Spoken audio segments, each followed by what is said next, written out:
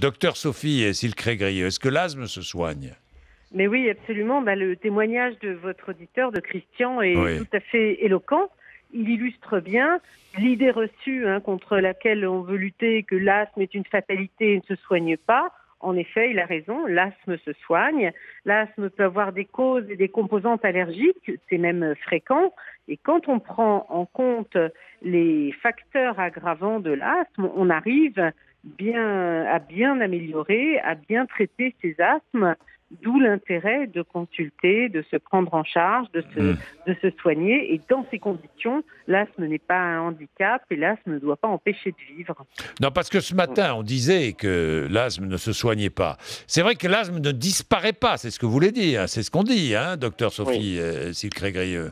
Alors, ce qu'on peut dire, l'asthme ne guérit pas dans le sens où on peut guérir d'une angine ou d'une fracture. Voilà. Quand on a un terrain allergique et asthmatique et une prédisposition à avoir de l'asthme, cela suppose d'avoir un suivi pendant des années. Pour autant, l'asthme peut disparaître pendant de longues années, être tout à fait stable, on peut se passer de traitement et on arrive, grâce au traitement qu'on prend maintenant précocement, à condition d'avoir détecté l'asthme, à contrôler cette maladie et à faire en sorte qu'elle évolue de façon favorable. On voit des patients qui guérissent, certains guérissent.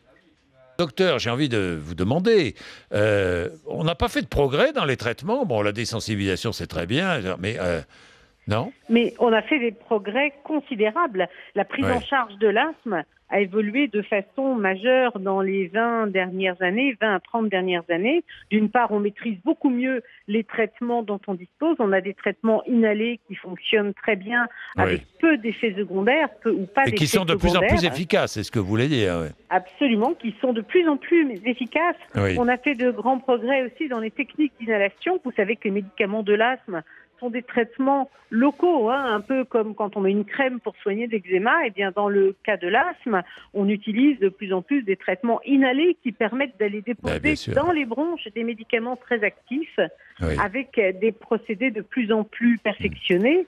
Et on dispose aussi de nouveaux médicaments pour des asthmes très particuliers, des asthmes sévères. On a des techniques pour les enfants qui ont des asthmes extrêmement résistants. On a des techniques innovantes de pointe qu'on va peut-être proposer